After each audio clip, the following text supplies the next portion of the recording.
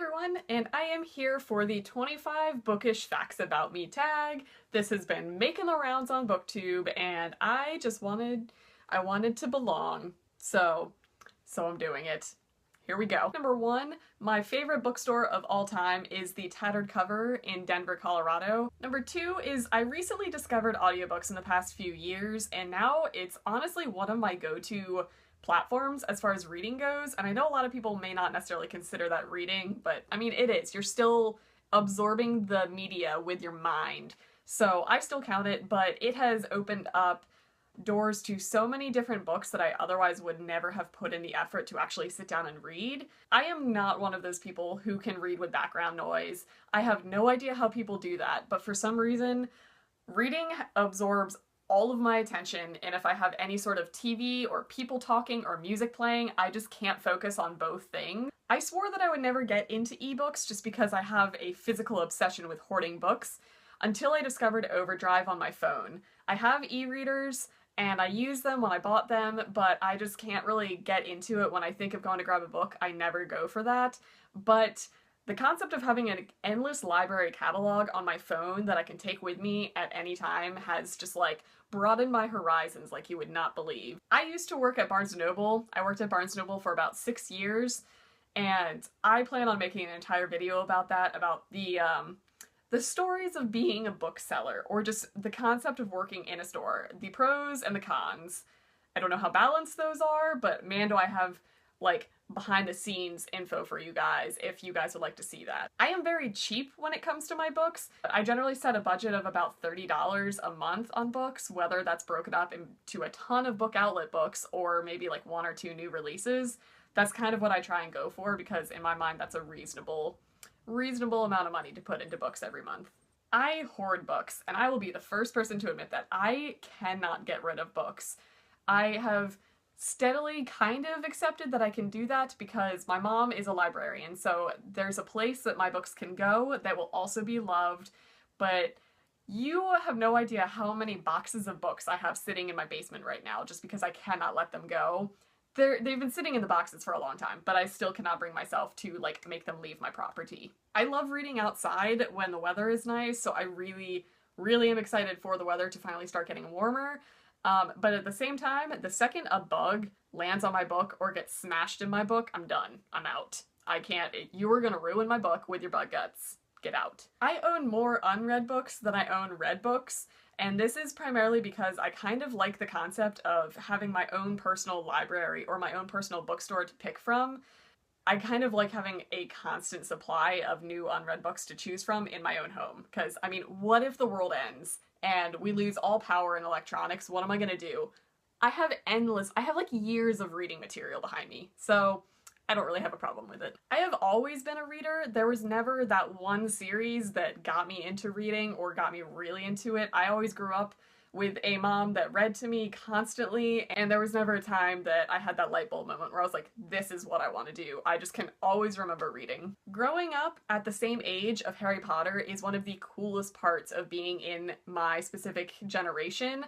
I have no idea if there's ever going to be a character or a series or world that is going to compare to Harry Potter and the immersion that my generation felt because we could relate with the age. I was the same age as Harry with every book release, and so I feel like I grew up going to Hogwarts with him, and I just think that is the best part of my entire generation. This is a very rare thing, but when a book actually causes a physical reaction from me, it's going to be stuck in my brain forever, and I will always recommend it, whether it's good or bad. And I'm not talking necessarily just like crying or anything, but there have been a few books that I can still name and still tell people about that have literally made me like gag or physically ill. Room, if you've read Room, the tooth scene, ugh, I was literally like retching over that. I don't know why. I barely could get through that book. Same with Haunted by Chuck Palahniuk. That one, if you read that, there are some rough stories in that book. Same thing with like anytime I laugh or cry, it's gonna stick with me. Books like Shit My Dad Says, the like Twitter influenced book, I laughed out loud for that entire book, and I will always recommend that to anybody. It's not necessarily like a narrative, but God, I laughed at that book. I am so anti-spoilers that I will probably not read a book if you tell me how it ends. I don't even want to hear your vague opinion on a book until I have read it. I am in the process of coming up with a book tattoo. That's gonna be in the future, and I see it coming fairly soon. I own a lot of signed copies of books, and that was a perk of working at Barnes & Noble because we had a lot of really big authors come through. This is not necessarily just limited to books, but I'm one of those people, if an animal dies in the book, I am done. I am bawling my eyes out, and that book is ruined for me. If a person dies, it could go either way. But animal deaths in books, movies, any sort of media, I can't handle it. Can't do it. I am a fidgeter as far as reading goes. I can never just sit in one position. I am constantly changing positions. I'm the most annoying person to sit next to in the movie theater or while I'm reading. I constantly have to be playing with something in my hands, otherwise I'm going to be biting my nails or like playing with my hair. I'm an annoying person. I'm not a peaceful reader. One thing that's on my bucket list is actually to own an entire built-in library in a house. I could probably do it in this house if we weren't planning on like moving at some point. This isn't going to be our forever house, so for now I just have an obsessive amount of bookshelves, but my goal is to have built-in bookshelves all the way around a room and have a rolly ladder, and I'm going to be like Belle in Beauty and the Beast and sing my way around my library, and it's going to be glorious. I will be the first person to admit that I have severe OCD when it comes to my bookshelves and the books that I own, and I never know how to fix it. If I have series that are unmatched as far as style, if I have mass markets or trade paperbacks or hardcovers versus softcovers, or if they do a cover change, or if books for some reason are different sizes in a series, I can't handle it. If I started buying that series, I don't know if I should keep going with buying the series once they change it, or if I should just wait and see if they come out with a whole new set. Like I said earlier, I grew up with a mom who read a lot, and I'm never going to say that I was a sheltered child, but everything that I was exposed to was very much monitored, and I was not exposed to that much like violence or sex or anything on TV or in movies, but books are something that I was always allowed to read, and that's something that stuck with me. If you're going to learn about something that is very controversial or graphic, the book media is the safest way to go about it, because I feel like you can interpret your own thoughts about it. You are not like blasted with the imagery. You can develop your own opinions about things. So that's something that's always stuck with me, even from when I was really little. I get really offended when authors very blatantly dumb down their writing for their audience, and this happens a lot in the YA genre, unfortunately. There are just so many books that I can think of where they don't develop worlds or characters well at all. They just kind of tell you what it is, why they think that way, because you can tell they don't think that the audience is going to fully gather that on their own. And I get really angry over that. I will always read YA. I am 25 years old and I still gravitate towards YA over adult fiction like I should be going towards, because, you know, I'm an adult.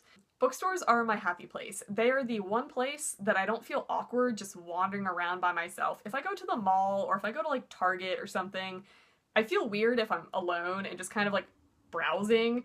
I don't know, I feel like people automatically think I'm gonna be a shoplifter or something. I'm that person.